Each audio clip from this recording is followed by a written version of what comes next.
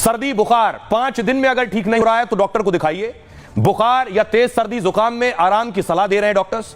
भीड़ भाड़ वाली जगहों से परहेज करने को कहा है। खांसते या छींकते समय मुंह नाक को रुमाल से ढकें। अपने हाथों को लगातार साबुन से साफ करते रहें। बिना हाथ धोए चेहरे या मुंह नाक पर हाथ न लगाएं। संक्रमण कम करने के लिए घर में सही वेंटिलेशन हो। खूब पानी पिएं और पौष्टिक भोजन करें। छोटे बच्चों और बुजुर्गों में दरअसल इम्यूनिटी कम होती है, इसलिए एचएमपी का खतरा उन्हें सबसे ज्यादा होता है। भारत में एचएमपी वायरस के 4 केस बच्चों में ही मिले। बच्चों को लेकर खास सतर्कता बरतने की सलाह है। इस वायरस के इलाज के लिए कोई पक्की दवा नहीं है, इसलिए एंटीबायोटिक या अपनी मर्जी से कोई दवा ना दें। सांस लेने में दिक्कत होने पर ऑक्सीजन सपोर्ट दिलाएं। अब एक सवाल हमारे जहन में यह है, स्वाति महेश्वरी लगातार हमारे साथ बनी हुई है, उनसे सवाल ये, स्वाति जी मेरा सवाल ये, हम दर्शकों को बता रहे हैं कि क्या ये कोरोना जैसा वायरस है। सवाल ये है, सबने वैक्सीन ली है, लोगों ने वैक्सीन ली है, क्या ये वायरस हमें वैक्सीन से, कोरोना वाली वैक्सीन से बचा लेगा? क्या ये वायरस कोरोना जितना खतरनाक है, या जब कोरोना आया तो उतना खतरनाक नहीं था, ये वायरस भी म्यूटेट होकर उतना ही खतरनाक हो सकता है? वैक्सीन की अगर हम बात करें तो ये एक ऐसी वैक्सीन थी जो कि कोरोना यानी कि जो हमारा SARS-CoV-2 वायरस था उसके प्रति जो है हमें इम्यूनिटी देती थी, उससे हमारी रक्षा करती थी। लेकिन एचएमपी वायरस एक दूसरा वायरस है, जबकि दोनों रेस्पिरेटरी वायरस हैं, लेकिन दोनों का ग्रुप अलग अलग है। ऐसी स्थिति में कोरोना की वैक्सीन जो है वो एचएमपी पर काम करेगी ऐसा कहना बहुत मुश्किल है। और जैसे जानते हैं कि जो आरएनए वायरस होते हैं उनमें म्यूटेशन की काफी शक्ति होती है, उनमें काफी म्यूटेशन देखे जाते हैं। कोरोना के भी हमने देखे थे कि कई सारे म्यूटेशन हुए और कई सारे फॉर्म सामने आए। ऐसी स्थिति में एचएमपी वायरस के साथ भी ये संभावनाएं है कि इसमें म्यूटेशन हो जाए या ये ज्यादा घातक बन जाए, ज्यादा इन्फेक्शियस हो जाए, तो ये संभावनाएं इस वायरस के साथ भी रहेंगी। और इसीलिए चीन में किस तरह का वायरस है, क्या वो म्यूटेटेड है या नहीं, ये जानना बहुत ज्यादा जरूरी है। जी बहुत बहुत शुक्रिया डॉक्टर स्वाति महेश्वरी। आप, कोरोना में बुखार आता था, एचएमपी में भी बुखार आता है। अगर आपको याद हो, कोरोना के लक्षण बहुत घातक नहीं थे, सामान्य स्मेल और टेस्ट जाता था या बुखार आता था, लेकिन वो किस कदर जानलेवा हो जाता था, इसके लक्षण भी सामान्य हैं। कोरोना में खांसी आती थी, एचएमपी में भी खांसी होती है। कोरोना में सांस लेने में दिक्कत होती थी, एचएमपी में भी सांस लेने से परेशानी होती है इस नए वायरस में। कोरोना में गले में खराश होती थी, इस नए वायरस में भी गला खराब होता है। कोरोना में श्वास और गंध का पता नहीं चलता था जब माइल्ड सिम्टम्स हो, इसमें सर्दी और नाक बहना इसके लक्षण है।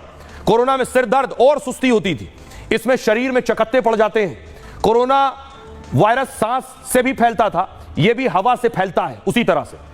कोरोना में फेफड़े पर ज्यादा असर, सबसे ज्यादा असर फेफड़ों पर होता था, यह भी फेफड़ों को प्रभावित करता है।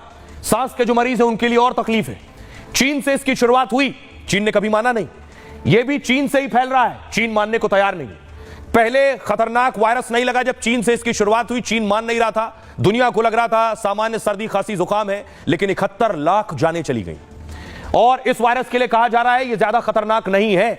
दुनिया में 71 लाख मौत कोरोना से हुई है, इसकी अब तक कोई वैक्सीन नहीं बनी है। कोरोना की वैक्सीन आ चुकी है, इस एचएमपी वायरस की कोई वैक्सीन नहीं है। आइए आपके लिए हमारे साथ जुड़ रही है खास मेहमान डॉक्टर स्वाति महेश्वरी, उनसे जवाब लेते हैं। स्वाति जी बहुत बहुत स्वागत है आपका। मेरा सवाल ये, लोगों में डर और दहशत भी है, हम इसके लक्षण बता रहे हैं, सर्दी जुकाम बुखार, सर्दी का मौसम चल रहा है और सर्दी के मौसम में हर दूसरे आदमी को, तीसरे आदमी को सर्दी जुकाम बुखार है, इसके लक्षण भी वैसे ही है। तो कैसे पहचाने जिसे खांसी सर्दी जुकाम है, ये सामान्य खांसी सर्दी जुकाम है या एचएमपी के सिम्टम्स हैं? लोगों में डर इसी बात को लेकर। कि शुरुआत के दिनों में ये पहचानना बहुत मुश्किल है कि ये एचएमपी वायरस के द्वारा संक्रमित व्यक्ति है या कोई साधारण फ्लू या कोल्ड कफ इस व्यक्ति को हुआ है। क्योंकि शुरुआत के दिनों में अगर हम देखें तो सर दर्द होना, खांसी होना, गले में खराश होना, नाक बंद होना या नाक बहना, हल्का बुखार होना, इस तरह के लक्षण ही सामने आते हैं, जैसे कि आमूमन तौर पर किसी सर्दी खांसी जुकाम के व्यक्ति को होते हैं। साथ ही जो लोग ट्रैवल करके आए हैं उनको भी एहतियात के तौर पर अगर शुरुआती लक्षण इस तरह के दिखाई देते हैं तो एचएमपी की टेस्टिंग करानी चाहिए। वायरस की जांच का तरीका भी बहुत आसान है, जिस तरह से कोरोना की टेस्टिंग की जाती थी बिल्कुल वही तरीका है। इसमें भी आरटीपीसीआर का टेस्ट होता है, जिसके लिए नेजल स्वैब या मुंह से स्वैब लिया जाता है, जिससे कि टेस्टिंग की जाती है। वही खून से या हमारे थूक से भी इसमें वायरल कल्चर किया जा सकता है। तो इसका जांच पहले भी भारत में होती रही है, इसके टेस्ट अब उपलब्ध हैं। जी जी स्वाति जी का शुक्रिया। अभी आपको बताता हूं, बड़ी बात यह है कि नई एडवाइजरी जो जारी की गई है, खासतौर पर भारत में जब इसके मामले सामने आ रहे हैं, तो देखिए कि चाहे वो रेलवे हो या फिर फ्लाइट्स हो, एयरपोर्ट्स हो या बाजार हो, इनको लेकर एडवाइजरी जारी की। अगली तस्वीर में भी दिखाऊं, दिशा निर्देश जारी किए गए हैं सरकार की तरफ से, कैसे बचना है आपको, खुद को कैसे बचाना है, क्योंकि सावधानी सबसे बड़ा बचाव है। मैं आपको बताऊं इससे कैसे बचना है आपको। कोरोना जैसे वायरस को लेकर देश